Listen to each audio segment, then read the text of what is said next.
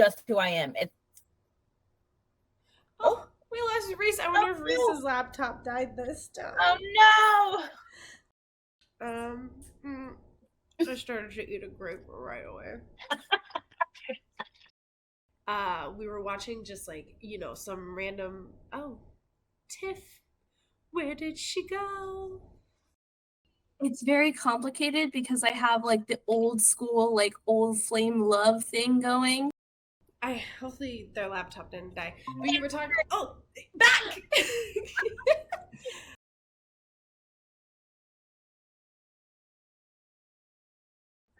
Okay, well, welcome to today's episode of Talk About Traumatized. As usual, we'll give our trigger warning. We do talk about heavy topics, talk about sexual assault, depression, suicidal ideation, sometimes completed suicides, domestic violence, stuff like that. So if that's something that you can't handle, it's a little heavy of a subject for you, maybe hop onto a lighter podcast or get somewhere where you can, safely listen to such a heavy topic. What did you say in the one episode? Sexual assault is on the menu every day. It's on the menu. The whole time you were talking, I was like, what did she say that one time? What was it? When I was listening to that back, I was like, of the entire world full of phrases that I could have used, why did I use that one? I mean, it is funny, but I was just like, why? I thought it was good. Even when I was editing it, I think I had a moment where I was like, what? And then I like it. What episode are we on? 5 now? Yeah, this one's episode 5. Nice. Yeah. Yeah, Marsha listened to it and she was like, I was telling her about it. She was like, I thought it was hilarious. I thought it was good. I really was. I was like, I appreciate that. I like quirky phrases and stuff like that. Like I said, my favorite thing from the Women's Center was like, don't yuck somebody's yum. Yeah. And I was like, I just think it describes the right, such a simple sentence is like, right? Like you don't have to like what other people like. Yeah. But it's like a way funner way of saying that. Yeah, 100%. All right. Well, did you guys, I know we were talking about it. Reese, have you seen that article? I don't know if I sent it in the group chat about that dude in Oregon. You know what I'm talking about, right? Dad? Yeah. Did you see this, Reese? I don't know. Oh my gosh. So I'm kind of scared to ask. It is like, yeah, it's really messed up. I feel like I get a lot of content. I get a lot of content from Twitter because I'm always on Twitter. My childhood, after that, I'm like, yeah, I'm not surprised by anything. I'm like more like, oh fuck, but like not surprised. It is one of those stories. Do you want to tell Reese what happened? Yeah. So obviously I found it on Twitter because I live on Twitter. So this guy, he was like 52 or 57, I can't remember the age right this second, but like his daughter had a sleepover and she invited 3 of her friends. Like his daughter was like 12, and he gave them mango smoothies, and there were like chunks of white something in it, and so he made a big deal about making them drink these smoothies. And there was one girl who was like, I don't really like it. Tastes funny. She didn't want to drink it. And he made a big deal out of making her another one and like pretty much encouraging her to drink it. But this girl didn't drink it anyway, right? She was like, fuck that. I'm not going to drink this. Something's weird. So then like everybody got like really sleepy, and the other girls fell asleep. And then the girl who didn't drink it pretended to be asleep. Because the dad kept coming in. They were like sleeping in the basement, and the dad kept coming in and checking on them to see if they were asleep. And he was doing things like lifting their arms up, putting his finger under their nose to see, just to basically things to make sure that they were asleep, and like knocked the fuck out. And so this girl texts her mom and she's like, please come get me. I don't feel safe here. You can text me back if you want. I may not answer, but please come get me. So it ends up being like a friend of a family that comes to get her, and they go back to her parents' house, and then her parents call the other parents and they go get their kids. And turns out this dude had crushed up freaking benzos in the milk or the smoothies that he made. He drugged these girls, and their parents showed up to come get him, and he said, "I'm sorry, the girls are sleeping. You need to come back in the morning." Yeah. What? I'm telling you, these parents are better than me, because if a man was sitting there and I was trying to get my kid from his house and he said, "No, you Well, can't they get didn't them right now." leave, did they? No, they didn't. Okay, That's what I'm I'm saying. like, they got their kids. That's what I'm saying. They're better than me, because they insisted. They got their kids. They took them to the hospital. They called the cops. In the police report, one of the cops was talking about how one of the girls literally had to lean on her mother to be able to walk in the hospital, and another girl was so lethargic she could barely string together sentences. But what I mean is, like, the Thank first God time for I the come one to your girl. house and you tell me that I can't get my child and come back in the morning, there's like, I'll be throwing hands. Like, get out of my way. Well, they arrested him. Like, I mean, obviously, we clearly know what he was planning. Yeah, this happened like in October of 2023, August or October or something. And he's been arrested. He's already bailed himself out, like a $50,000 bond or something like that. But it's fucking crazy. Yeah, we all know what he was planning. Did he get time for that? He probably still has to go through the court system. It takes so long.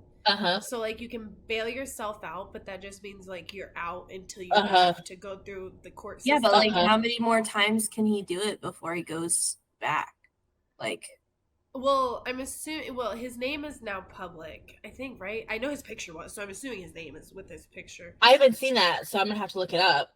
Yeah, I saw his picture. Yeah. I mean, it's not right. It is scary. Reese, like, it's literally, there's nothing.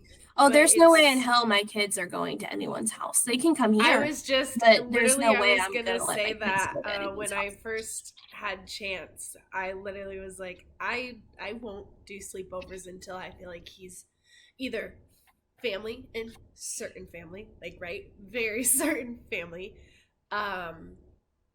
or until he's a lot older. And I mean, like, old enough that I feel like he, like, way older. And I went to sleepovers all the time as a kid, and I feel very fortunate that nothing happened to me, but he won't be going to sleepovers as a kid. He just won't. Josh has so many horror stories of things that happened to him. It's not even not even just that scenario can happen, but also, like, the friends are really bad influences and they start having you do shit like knocking over mailboxes or some shit like that, like that's illegal. Like, I and didn't get in laugh trouble, because or it like was funny. I'm sorry. Or like Josh racing. Did that. That's why I know, laughed. but that's one thing. Like, people also, like, young kids will get in their car, like especially kids like with money have like had these really nice cars and gone like street racing and end up killing someone or killing like a best friend or something. And like, you just don't know because you don't know what kind of parenting styles other people are parenting with. And that's like what's scary about it, is especially if the kid is here and I know that the kid is like well behaved and like they're respectful and like, they're actually like not troublemakers, then I can kind of like be like, maybe you guys can go somewhere together, but like I still wouldn't feel comfortable with them staying the night. I don't think, just because I don't know their parents well enough, because the kid can still be really good even if they come out of a shitty situation and not know like their shitty situation, because a lot of kids don't talk about it. So it's like, I'm kind of like one of those people, like, and my real mom up in Maryland is like that right now. They have somebody staying with them named Katie because the parents were like, oh, I'm going to kick you out at 18. And she had nowhere else to go. And she had to stay with my mom. So it's like, you have a bunch of kids like that, which I'm probably going to be the same kind. I'm probably going to be my kids' friends' cool aunt or whatever. Not like in a way like where they can like get away with anything that's bad, but I'm just saying, like, if they need someone to talk to or whatever or stay with whenever they hit 18, like, I get that, like, because shit happens to kids all the time like that. So no, it does. I also too want to be the like mom that kids feel like they can come to. Like, I hope to raise a kid who befriends people instead of brings others down. And then I hope to be also a person that can help other people, because I agree that like kids don't get a choice in the environments they get raised in. They have no say in it whatsoever. So if I can just be the voice of love and guidance and just caring about other people, I am so happy to be that. And yeah, I'm with you on that. Like sleepovers at my house for sure. I'm tried. Um, like there are very certain people I think I'd be okay with chance having a sleepover with, but like when I say like very specific people, I mean like very, very specific. Um, because it's like one of those things where it's hard because most of my childhood, not most of it, but a lot of my childhood was spent at other people's houses.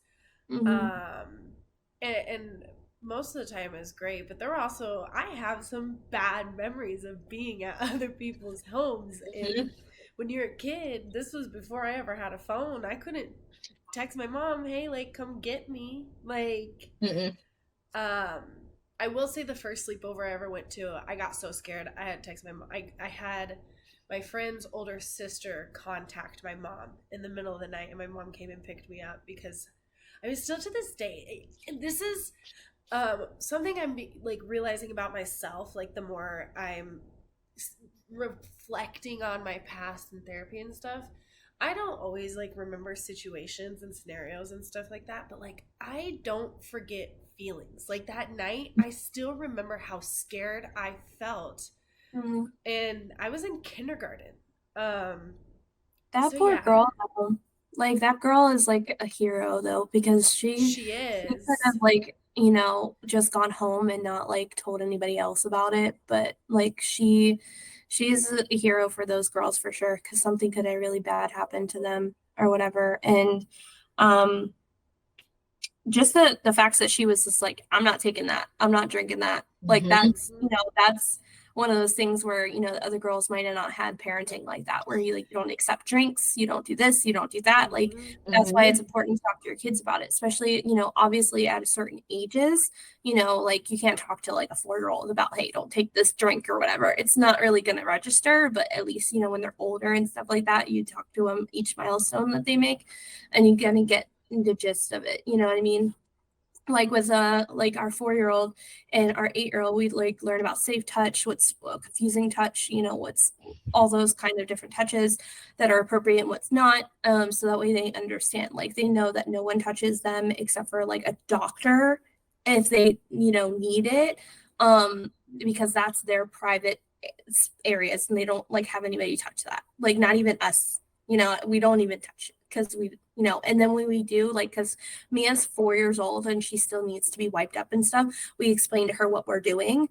And so it's not really so much of like a confusing touch for her. She knows it's because she could get sick, you know, so she has to get cleaned up. So we explain it like even when they're young, because it's very, I mean, you're walking them through it. You're communicating what you're doing, which I think is the most important step along the way. You go right ahead, Tiff. Sorry. No, that's okay. I was just going to say along those lines, I mean, we need to give accolades to the adults in this situation too, because there are parents who would send their kid to a sleepover and then just be like, okay, you're there, you're going to stay there, we're not picking you up. And it wasn't even her parents that picked her up, it was a friend of the family. So like, you know, good job on picking your friends, because the person dropped everything. Well, they were probably sleeping, but woke up and went and got this girl and took her safely home and alerted others to what was going on. So like the adults in that situation actually handled that great and immediately called the cops. Right. Sorry, I was gonna put my hand up. Sorry, I forgot about the hand up thing. I didn't want to interrupt, so I was trying not to interrupt. No, go ahead, Reese. No, it just had to do with the subject, and I just found them. So there's these books, and I'm trying to find the. They're by Corey Silverberg and Fiona Smith. They have books like Sex is a Funny Word, What Makes a Baby, You Know Sex, A Little Spot of Feelings. And these are all books that they go by age progression. So the one about feelings is for kids like, 4 to 8 or whatever. And then when they get into puberty, they have these books about like sex and how it works, and like very descriptive, like very like um yeah, very good books to kind of like break the ice and figure out, show parents how to talk about it without it feeling awkward or like weird. So those books are really good. We're actually in the process of getting them for my 8-year-old because of the fact that she's hitting puberty and she's, getting to that age where she's going to have to start learning about that and how her body works. So they have a bunch of different books for each age. And I'd recommend them for anybody who is wanting to do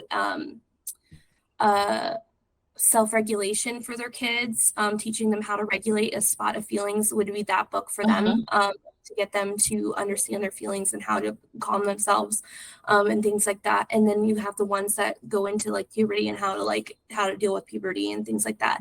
So it definitely explains all the things that you need when you're raising kids, but it's also really good for them to have it for later on in case they come across something themselves and they want to look up what it is and like how that works. Instead of going on Google and finding really inappropriate things, they'll be able to find like these things in these books. So I'd recommend that to any parent who wants to teach their kid about emotional regulation, or even yourself. Like, because I know that I know it sounds weird to read kids' books, but I mean, if you don't know anything about it, like if you're like 18 and never even heard the word consent or anything like that, I think these books are really good to teach you, like, what consent is and like safe touch and what's not, confusing touch. So that way you realize, and it'll help them realize that if they ever have experienced it, why they might be emotionally regulating and maybe be able to get help that way. So I think they're a book for all ages, to be honest.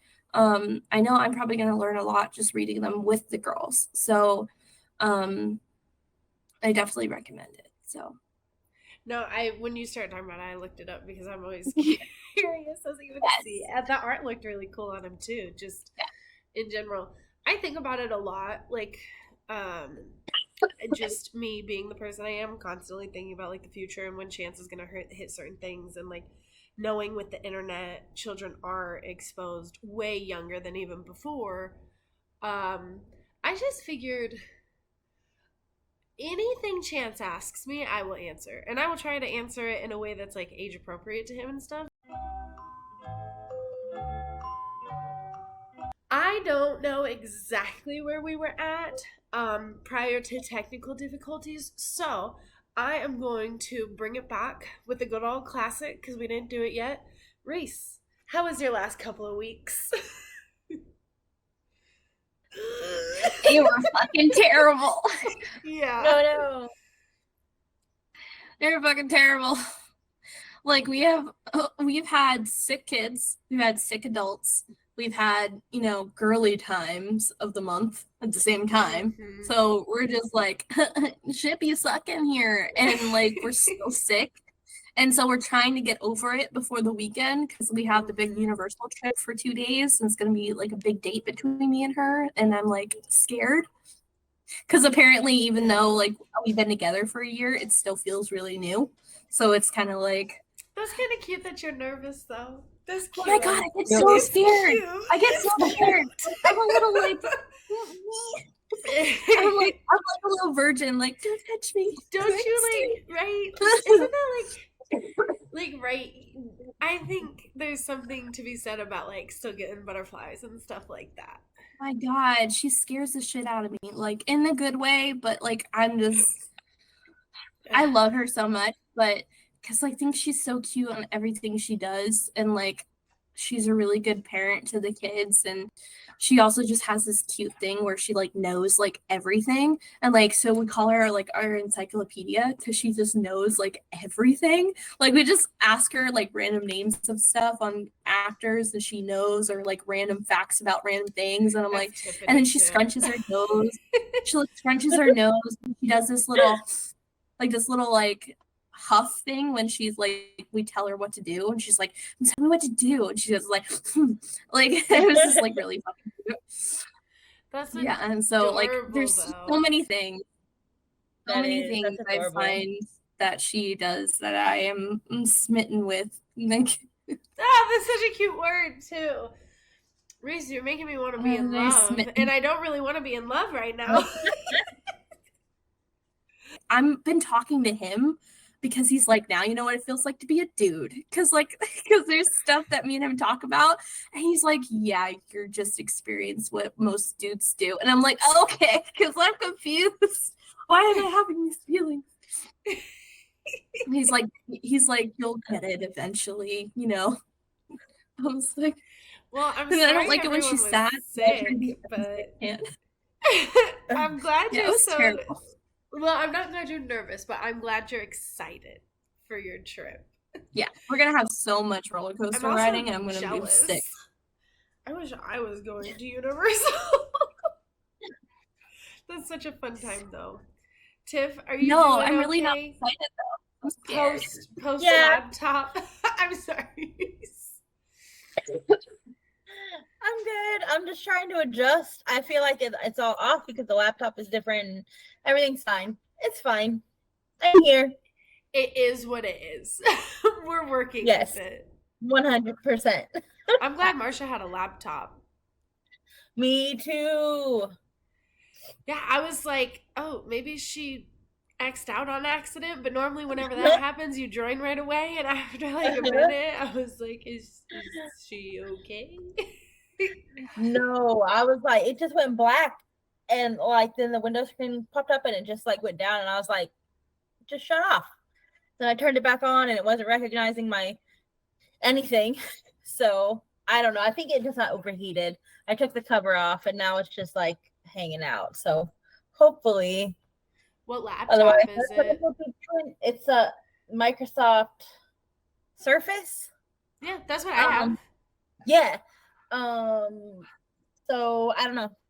It's well, I mean, side note, if by any means you need to replace it, I got my Surface from a nonprofit here in town that redoes like computers and stuff like that for schools and whatever. But because I'm a student, my laptop was $250.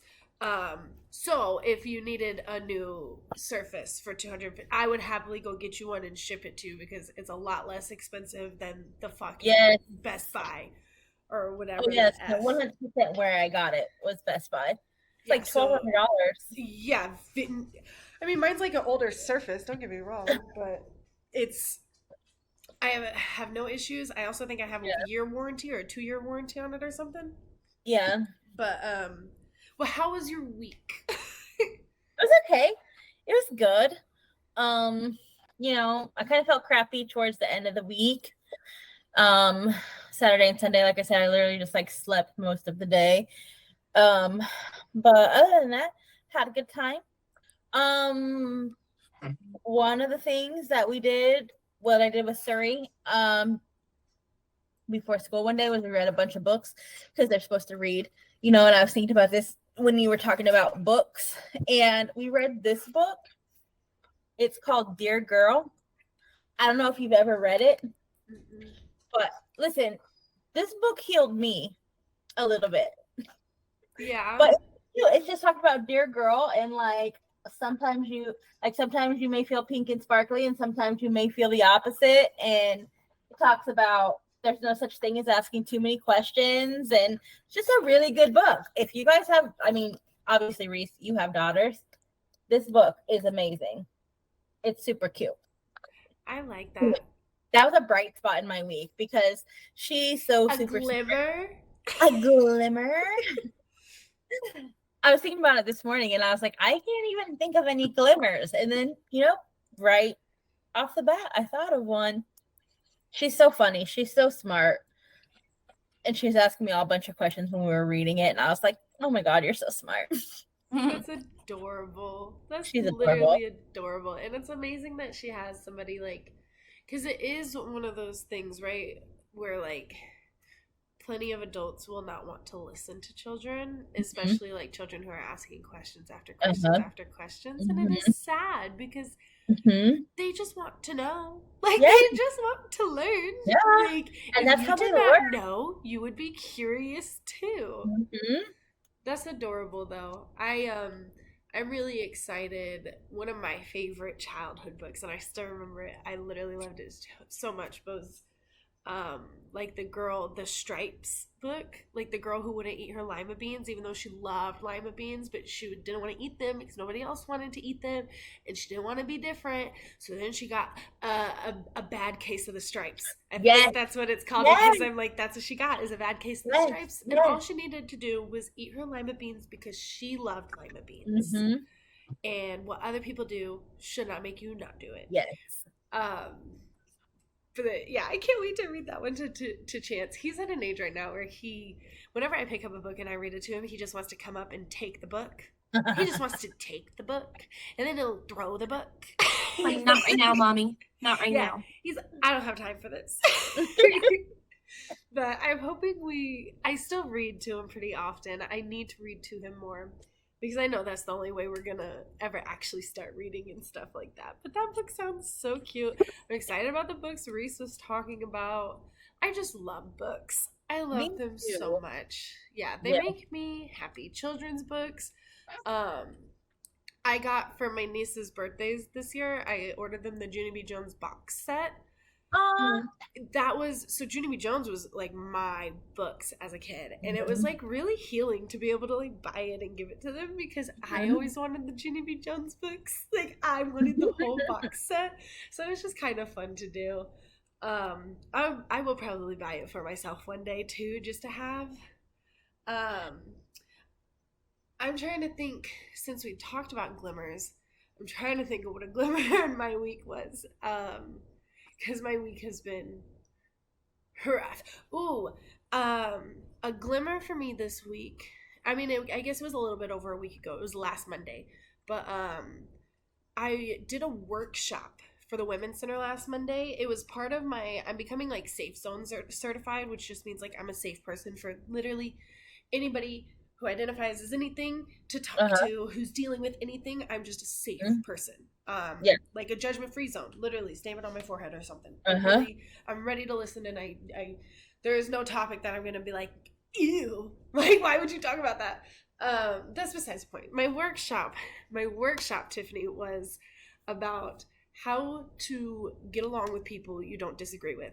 I signed my name up so fucking fast when I saw that's what one of the like topics were, because if anyone knows me, I'm a very opinionated person, and I sometimes struggle to I become very overwhelmed when trying to deal with people who I feel like their opinions are very judgmental. Like, as somebody who feels very non-judgmental, I feel like I can get along with like so many people in the world, but it's when I have to interact with people who are judgmental and then are using those judgments and those pre-assumptions to like base their things off of, that I like literally, I have no patience for it. I have no tolerance for it.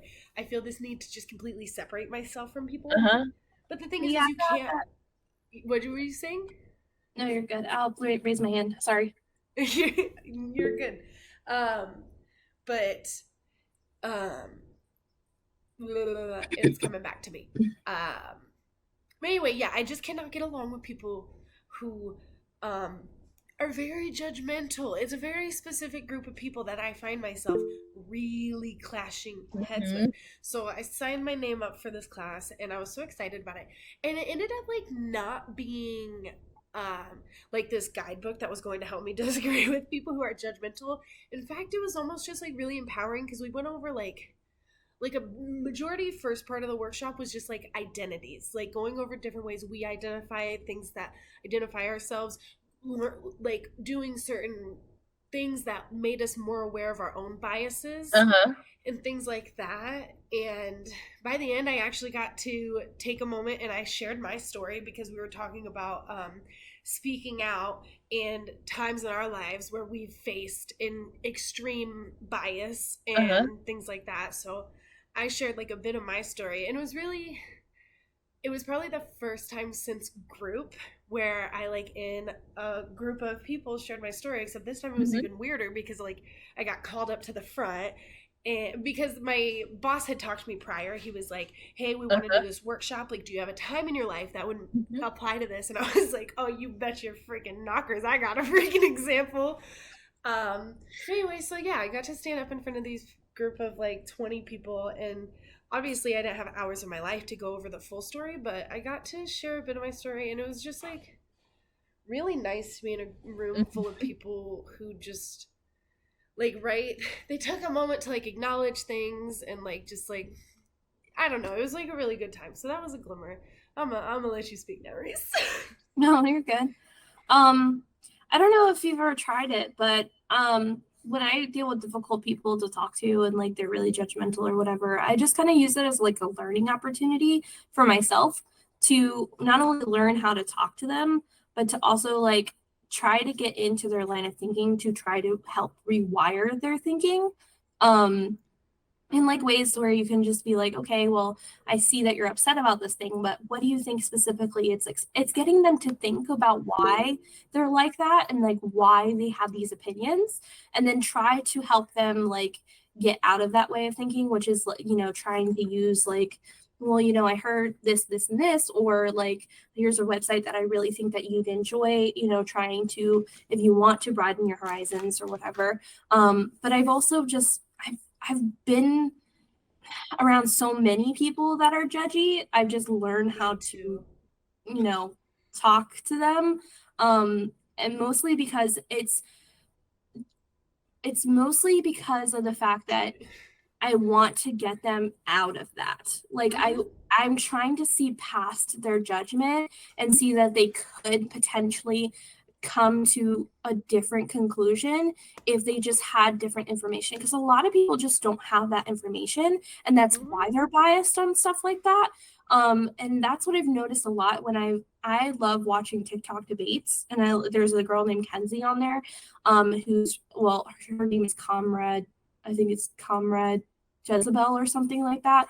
But she does really good lives where she stays calm in the face of like people that are very, you know, judgmental or biased, whatever.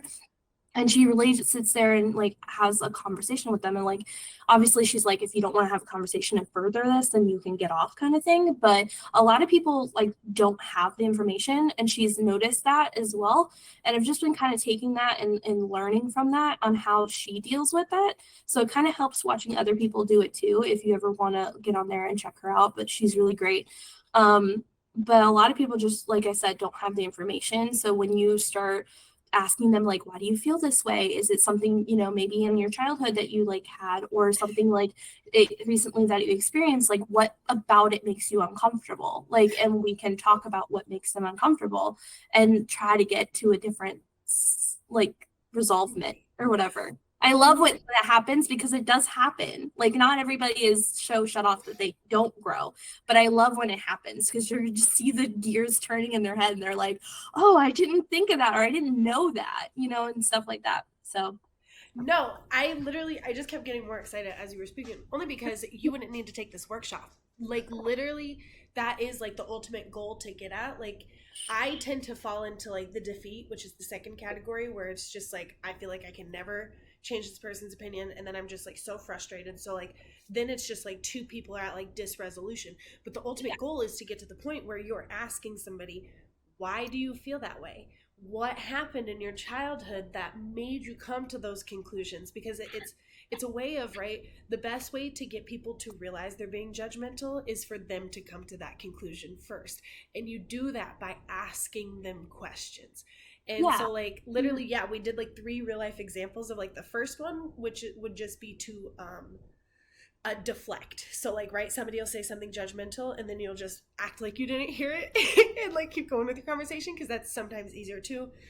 The second one is like, I don't remember the name for it, but I remember it being like, oh, that's what I tend to do, which is just like, I get worked up, that person gets worked up, we're clashing heads. That's the problem, is that you can't Yes. get worked up. So your ultimate Yes. level of control comes from, as soon as you hear that thing that really pisses you off or really upsets you, immediately push that down and stay as calm as possible. Because I I know I noticed what happened struggle with that is that like I greatly. would immediately blow up or get really upset. The problem was is I had to ignore my ego and ignore my I mean, that feelings is what it is in a to way. get, yeah, but you have to get through your first. You have to calm yourself first.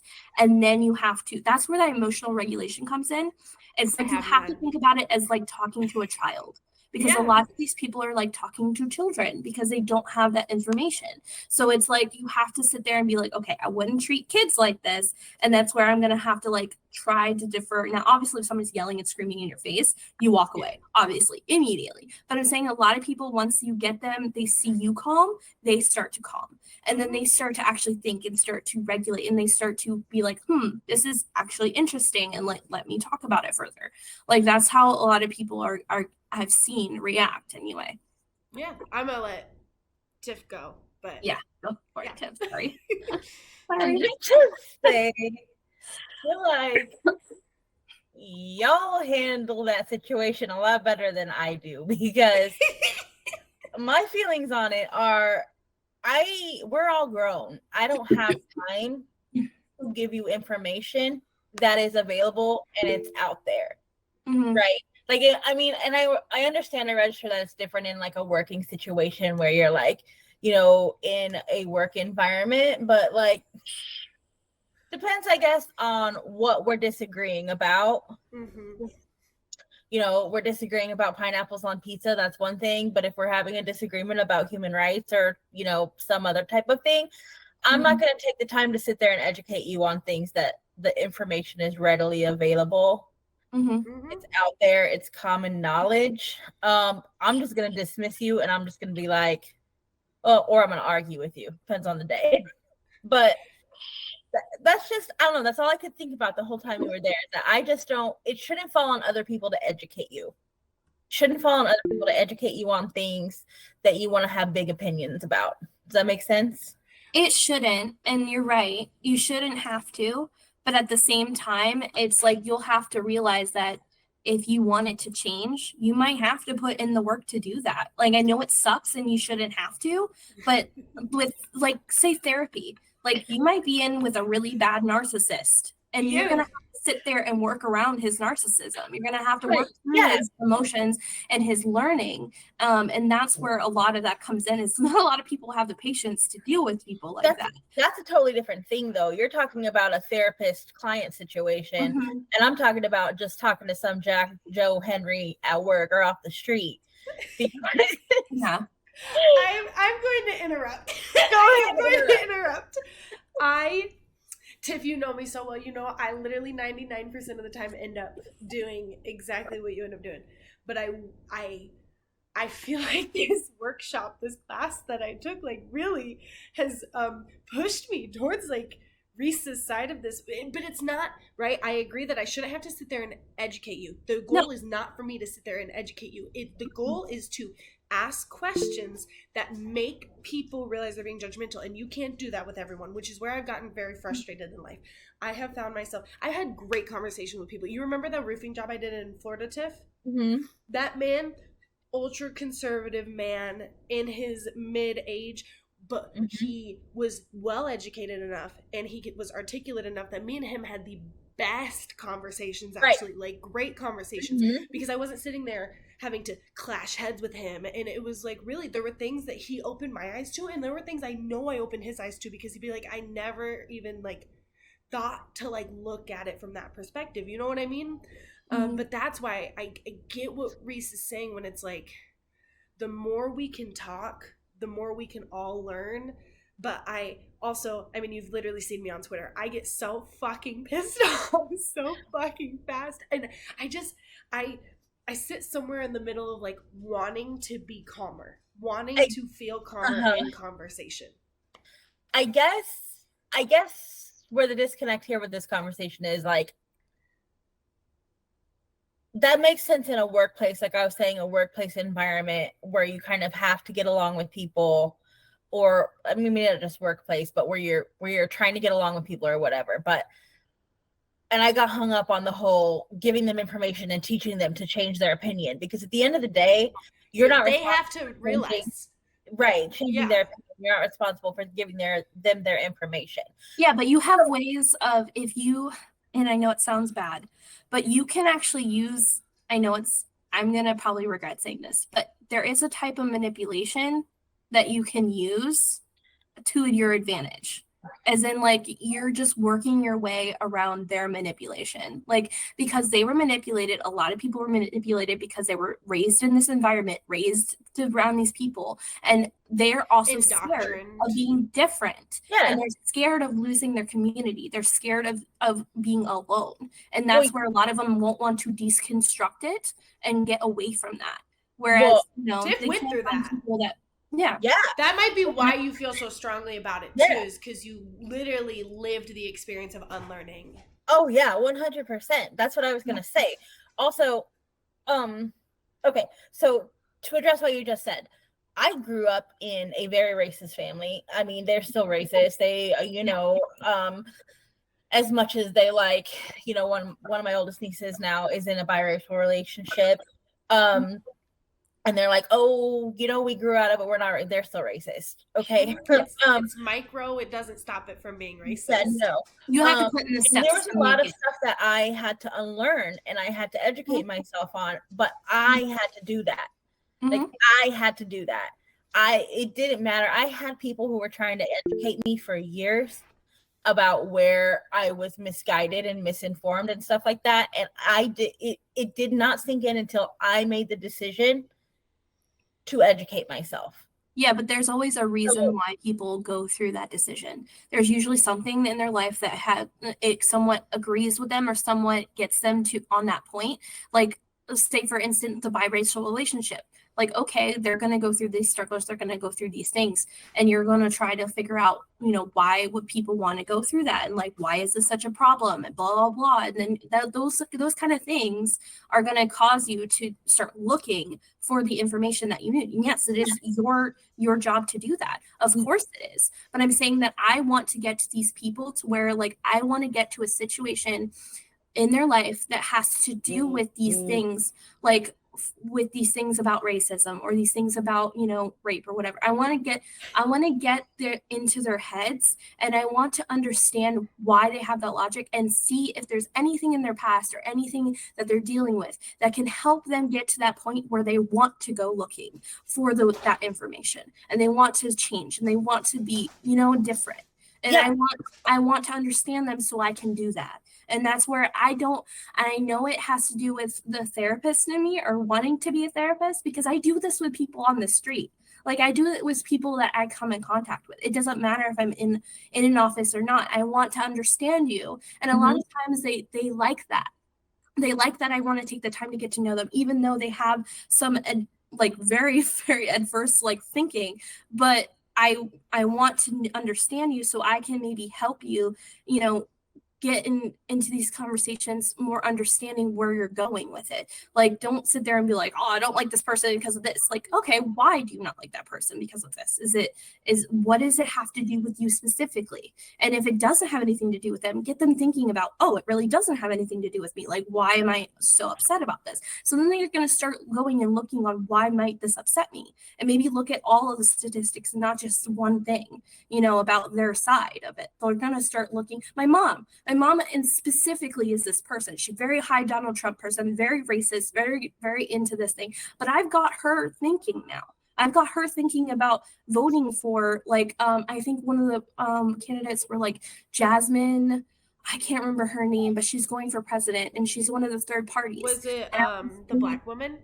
Yes. And I can't remember her last name. She's queer. But I think she's queer. I think so. I'm assuming. Don't assume. And also having her understand my brother. My brother is trans, and things like that. And she really doesn't understand that. She doesn't get it, and she wants to understand it. But at the same time, my brother is the type of person that if you can't accept me, I'm going to cut you off.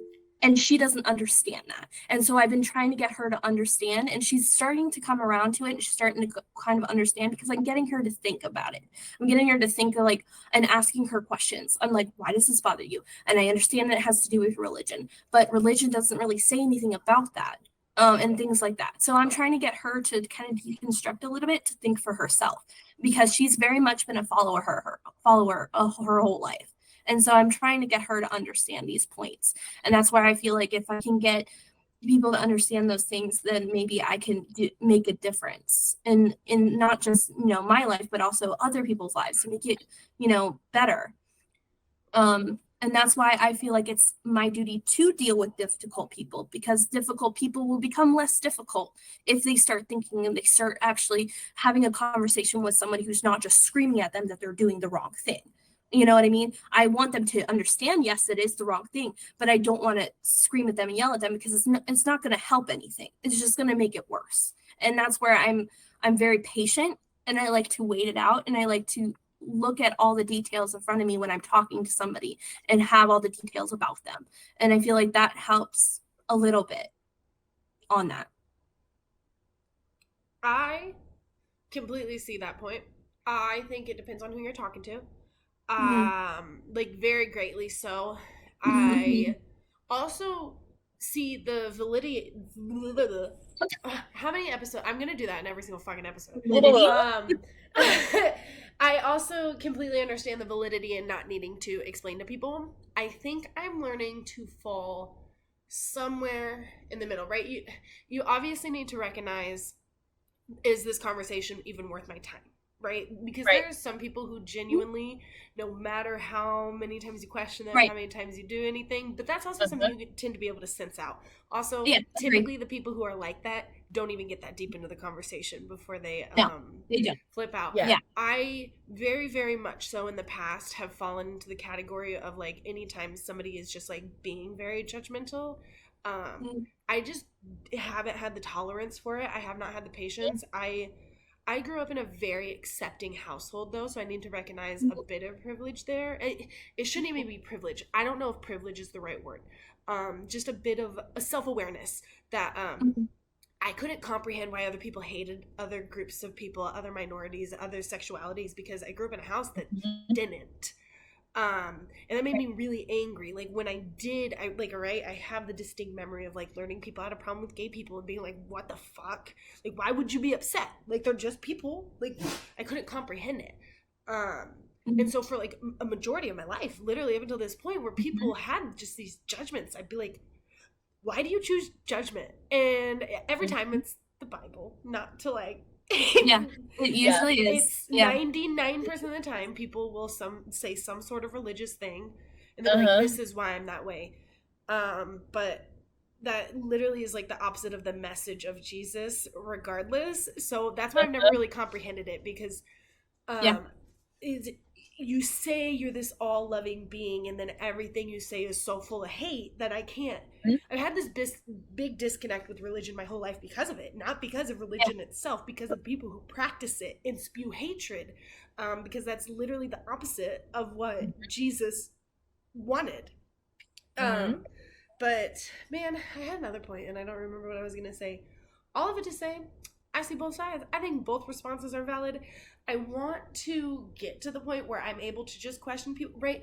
I think a big part of it is when people do come at me, and it is ego. I get defensive. I get defensive of myself, and I get defensive of the people who are being judged. I get very defensive, whether that is myself within that category or other people. It's to the point now where I need to recognize that which I already know, so this is where it's like I think I'm leaning more towards lessening that defense. There's not something somebody's going to say to me that's going to make me hate another group of people or be judgmental. So I guess I'm starting to also feel firmer in my beliefs, and I used to feel very firmly in my beliefs, and then all this trauma accrued and all these things happened where I was looking for validation in other people, where you should never look for validation in other people, and I wasn't even intentionally trying to. It just sort of happened where I lost my like gumption, like I lost my sense of self. And so it made it very easy for people to hurt me in what they say. And I can feel that part of me like fizzling out. I wish I could say it was dead, and I wish I could say it was dying, because it's not, and it'll probably always be there to some degree, because I can't. You have to know that too. Yeah, trauma though, like it does cause damage to the brain, right? So I have to recognize that I'm never going to be that 18-year-old girl who didn't take shit from anyone ever again. Now I get to be a 25-year-old girl who stands firm in her ground, and then maybe goes and cries about it a few hours later when I have the capacity to. But all this to say, I think it's allowing me to lean more into that space of just My goal is not to change other people's minds. It's really not to change. I literally keep saying it. I cannot change other people, but I can ask them why they feel the way they do.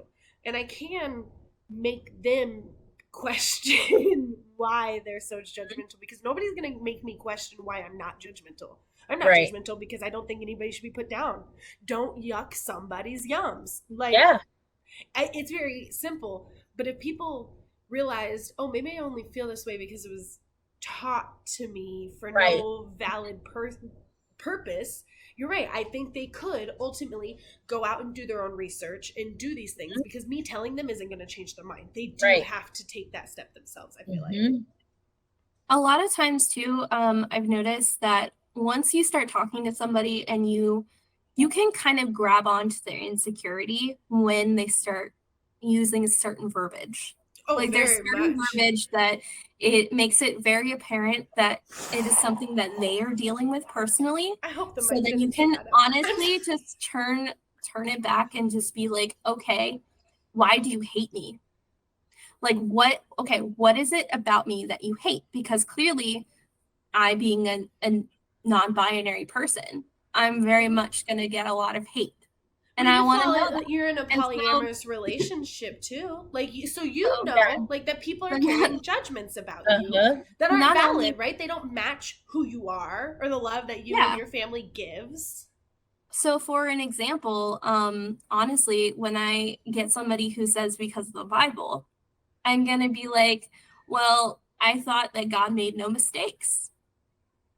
You think he made a mistake with me? Because technically your God doesn't make mistakes. Maybe I'm here to teach you how to, I don't know, love thy neighbor, and and show that you can be a true believer. Like if you are a true believer, then love me like I love you. People don't realize, because I'm sitting here having a conversation with you, willing to take your hate in. And that's exactly what Jesus and God did. They took in a lot of people's hate. He even died on the cross for that hate. Yes. And that's what I'm saying. Like I was well versed in the Bible. You think a lot of kids like me that grew up weren't in the church, weren't around people who believed the same things and have suffered because of it. And we're out here being the most gentle out of all of you. And that's what I can't understand. And that's why I like to turn it and have a real conversation, because a lot of times they might hate you because they are gay too. I mean, that they is might a big hate one. You because their Sarah grew up to be a Jeff and now doesn't talk to them, and that hurts them, and they don't know how to talk about it because they have this faith that now they're probably resenting because it took away the person that they care about, but they can't talk about that because they can't question God. You see what I'm saying? Like, it's one of those things where, really having these conversations might break through to some people about why they feel that way. And I really live for that. I live for them understanding, what we go through. And I feel like the best way to do that is to calmly talk about it. And I know that I'm going to get still those people that are just really nasty. But I choose to do that because I feel like it's important. Because no matter how much hate you spew at me, I'm going to love you. I'm going to treat you with love and respect because that's how I want to be treated. That's how I will always treat people. I would love to take a note from that book. Because I feel very loving. I feel very accepting. And I feel like my love runs cold when I run into people who love to hate other people. I don't like that. But I also, like I said, I'm trying to step back from that, because I agree. I think so many people are misguided. I think so many people don't realize the roots of Christian nationalism in this country. And the roots of Christian nationalism in the freaking, what are the missionaries, right? They're not teaching what God said. They're teaching obedience. So you don't realize they're teaching man's word. They're teaching man's word, not God's word. Or Jesus, because Jesus came down on the Bible. Make them understand. Because Jesus loved Mary Magdalene, who was a prostitute. He loved blind men. He loved the homeless. He flipped tables because of the rich and what they were doing to people. Like, he does not like that. Like, he does not like that at all. And so, and he even said that if your eyes cause you to sin against women, rip them out. Yeah. There's so a lot I know of about things. The Bible too. There's a lot of things in the Bible that people will take and they'll use and they'll misinterpret, which literally I think one of the big teachings in the Bible is that you can't interpret it, right? Like, didn't Jesus say that to the disciples? Like, it is the fool who tries to decipher this. And yet we still sit there and use it as justification for hating other people. But I want to step back because this really is not, I didn't want to turn this into like any sort of Christian slander or anything like that. I think having faith and having religion is actually a very important thing. And I know so many Christians who are nothing but loving and nothing but caring. And but you also get groups of people that are like that. You get all kinds of people that will make it worse for the others. And that's the internet. It's the internet and that's made people feel so righteous in their hatred because you get a little bit of a following behind you and you really think you can say whatever you want and you can say whatever you want to other groups of people. And that's just not cool. It's not something that needs to happen. And then when you were speaking, I remembered that other point before that I wanted to touch on, which was actually about your brother and how your brother has chosen to remove himself or just like, this is actually my sister is also trans, and I think she went through a whole thing in therapy where you, like, I think they encourage you to choose your family because the thing is within the trans community, you are like widely not accepted in this world, which is really upsetting. But like, you have to realize in order to be yourself, you have to remove yourself from the people that are supposed to love you unconditionally. And it is enraging. And I applaud you, Reese, for being able to have those hard conversations with your mom about it because somebody has to do it. I feel like this is actually something I have struggled with enough. And I reached out to my sister about it recently where it was just like, am I doing enough? Like, I want to like make sure that I'm helping as much as I can with this issue too. But a big part of that is making other people realize their ignorance and stuff like that. So like, have the hard conversations. Like, the hard conversations are the most important because how do you expect anyone to get from the other side to get to this point and get to, supporting people? Because you have to have the hard conversations and get them to think, because you have to get them to realize that we're people and you're hurting people. But like, also, you're not doing what you said you were doing. My sister or a trans person shouldn't have to sit there and be like, why can't you love me? Like, why can't, right? That shouldn't have to be there. No person should not ever be considered less than a person. Like, it's just, and this is where I have always tended to get angry about it because it's like, how dare you treat somebody like less than a person because you're uneducated? Like, how dare you? And I know that's like, it's not it, right? Like, that's not it, because you're right, it doesn't help change the issue. And ultimately, I want to be a person that helps change the issue, and it does suck, and I struggle still because I get so, like you were talking about debates earlier, I couldn't debate because I get so worked up. Like, when I care about something, I get so worked up, and I care a lot about the LGBTQ plus community. I care a lot about other races outside of the white race, especially and whenever I hear people throwing slander in any of those directions, right, it does this thing to me where it's just like, why would you think that? But I ultimately know that does not get me anywhere. Like, this is why, sorry. No, you're good. You're good. This is why I think we obviously need people who come at it from different angles, because I am never going to be that person that hears somebody using hate speech and using slanders like racial slurs, homophobic slurs, whatever, and it's going to calmly come to you and be like, what happened in your life? That's never going to be me. And I appreciate that there are people out here that do that, because it does open up the conversation, but it's never going to be me ever. And it's I'm glad you're back. So I had it charging, but I didn't have it on the right charger, so it just decided to die. No. So I thought it might have died, but you came back so much faster than I thought you were gonna be able to. So while you were talking, something you said actually reminded me. I, in high school, 2 of my very, very close friends started using the F slur. And they neither of them, I think both of them would consider themselves part of the LGBTQ community. But they still did, right? It's the same reason people start saying the N word. Like, you get older and you just think it's okay.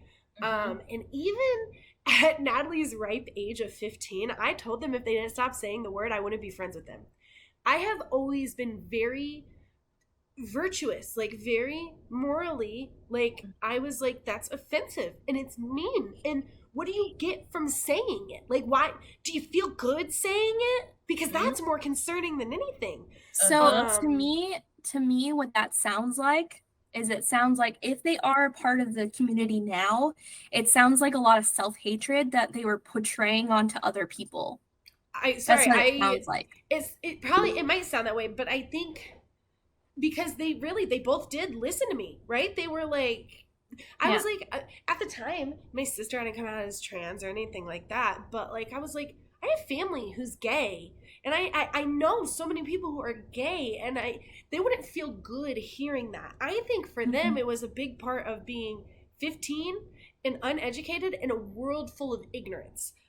Because they did, at least around me, they never stopped, like, they stopped saying it. They never said it again to me, and I highly doubt that they use it at this point, because in the last decade, we have made a bit more progress, not as much as we should, but we have made a bit more progress. But I just really say that in terms of, like, I guess my advocacy runs deep, and that's where I want to fall in the middle always, where I am standing my ground on issues, but I do want to be able to when faced with people who don't agree with me, instead of getting worked up. I want to get to the point where it's just like, well, why do you feel that way? Because even the people who are getting worked up, right, in response, are only going to get more frustrated when I keep questioning them instead of getting worked up in response. They get really, like, surprised. They get really surprised when you're like, wait, you want to talk to me? I thought you were gonna, like, yell at me too. And a lot of people are looking for the fight, and then they get confused. They are. Like, why are you genuinely asking me questions? Like, sometimes I'm looking for the fight. And sometimes they don't even know. Sometimes they don't even know. When you start asking them questions, they're like, well, I don't know. I was like, is it because you were conditioned? Is it because you've heard your parents say it all throughout your life, and then you were also, like, maybe you were afraid of it because of the fact that everybody else seems to be super afraid of it? Because that's all this Christian nationalism is. That's all this hate is the fact that they're just scared of what they don't know about. They're scared of it, and it makes them feel uncomfortable, and they don't know why, and they don't want to emphasis on it. They don't want to look inside deeper and wonder why. You're right, they don't want to look. Me so no, they don't, because they're afraid of what they're going to find out. They're afraid that it actually isn't that bad. Like, maybe it's not what they're thinking at all, and that's what they're afraid to know, because they know that the Bible teaches you not to question, or at least the indoctrination teaches you not to question it. You can't question it because that's going against God, and that's not true. That's not true.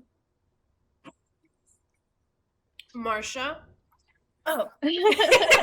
Today. So going back to the whole, your friends in high school that started using, the homophobic slurs or whatever.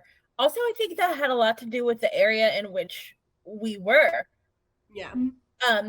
Because, central Illinois is a very blue state, but Chicago. Thank you for existing.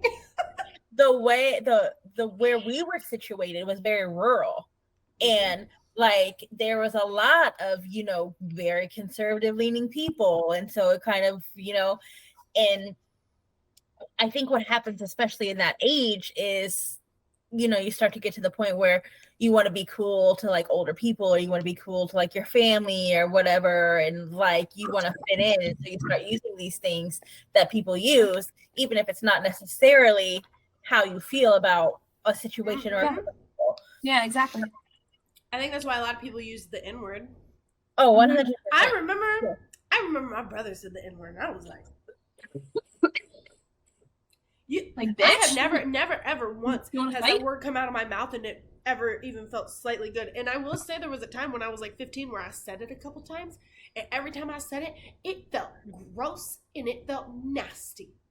Like, it's, I don't know why people like normalize it, because when I said it, I, in the moment, literally was like, that was disgusting. And I will never say it again. I don't care if I'm rapping. I don't care if I'm singing. I will never say that word. I can honestly say I'm sorry. Even with the environment that I grew up in, I can honestly say that the only time I've ever said the word is when, do you remember when Paula Deen, that whole stuff happened with Paula Deen? This may be because I'm way older than you. Is that I thought it was like a different cook. So Paula Deen went through this whole thing because like they worked at like let me see if I remember it correctly. They had a restaurant and somebody accused them of something, or they accused somebody of something. Anyway, the N-word was flying. Mm-hmm. And that's how it came about. And I was thinking that I was telling the story to someone and I just used it in like the telling of the story. Yeah. And immediately I was like, mine was singing. Mine was like, I'm just going to say it because everybody else says it, like when they're singing. Literally, still singing. It came out my mouth. Ew. No. I didn't like those roots that it touched. Yeah, it made you feel icky. Like icky as soon as it came out. And I was like, okay, that's gross. Like, why do people say this? Why is this a word that we still use in this day and age? Like, it's disgusting. The fact that it's the N-word and the fact that you can't even say it should show that it's a word that shouldn't be fucking used in the first place. Right. I don't know. I don't understand people who use the slurs. I wish I didn't even grow up in a time where it was normalized to use them.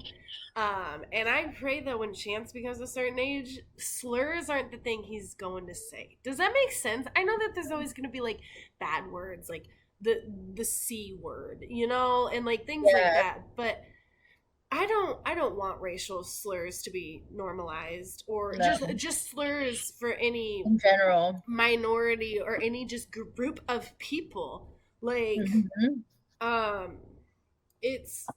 it's gross. It's gross, and I'm grateful to have grown up in the era of the internet where we recognize that that's actually gross versus normalizing it as behavior that should be taught to children and things like that. I already have a plan in place if I ever hear a slur come out of Chance's mouth, and it's gonna be very educational. That is the route I'll go. I will go fully educational. Like, you want to know why you can't say certain words? Look at what all these white people have fucking done. Like, literally, I'm sorry, we'll be pulling up pictures. We'll be watching movies. We will be learning. Because the thing is I don't need to, like, ground you and put you in your room. Like, that's not going to teach you anything. I need to teach you. I need to educate you on why. And I just pray to God it, like, becomes so out of circulation by then it's not something I'm worried about. But I'm hoping at some point they put it back in schools on how nasty and bad it really was, because now they're trying to take it out. Well, you live in Florida. I think that's bullshit. Florida's never I know. They're trying to take it out. But no, my kids are gonna know. My kids are gonna know the real history on how that shit happened. That was one of the big reasons I had to move. Living in Florida while Roe v. Wade was overturned, and then realizing all of the educational misteachings DeSantis is trying to pass in school.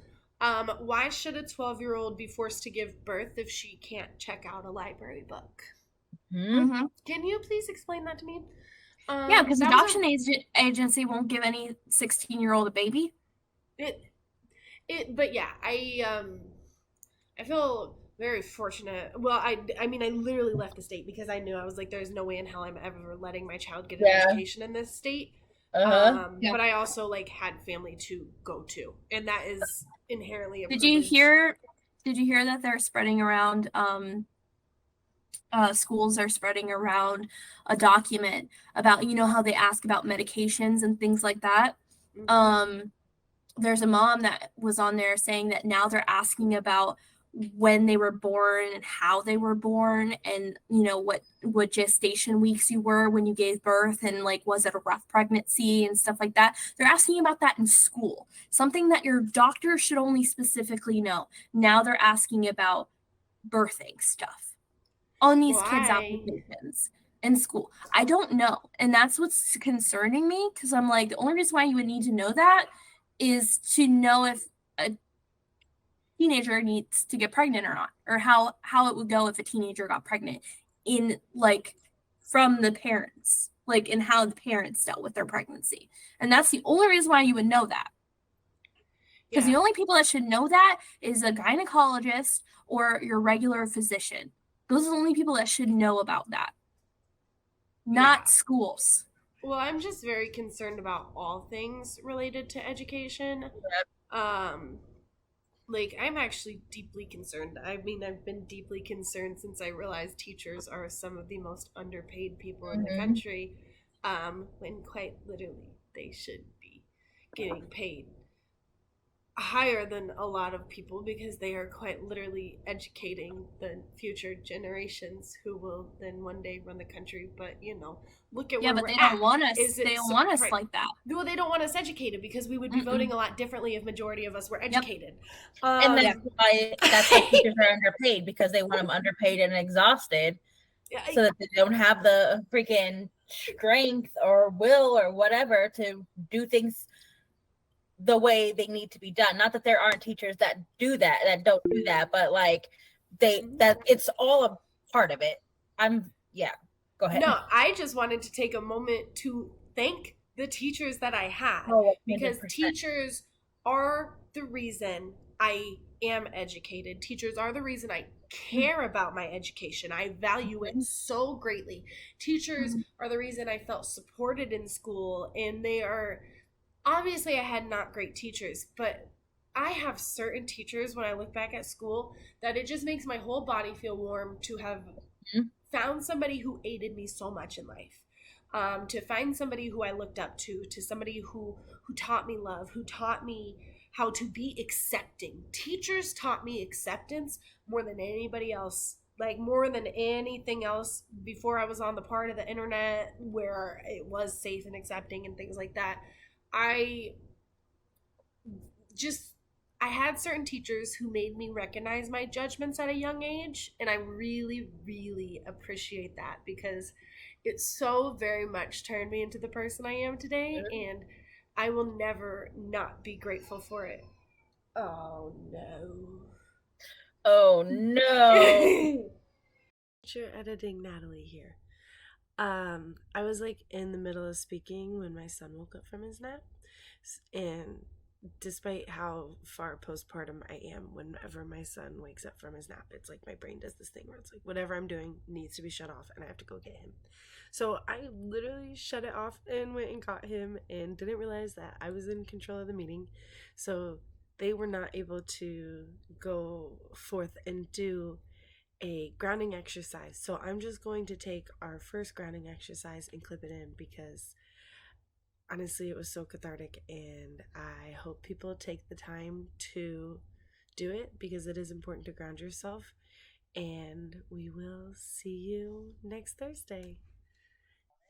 The first thing I want everybody to do, it doesn't matter if you're in the car or you're laying down or where you are, is tuck your hips so they push forward a little and straighten your back.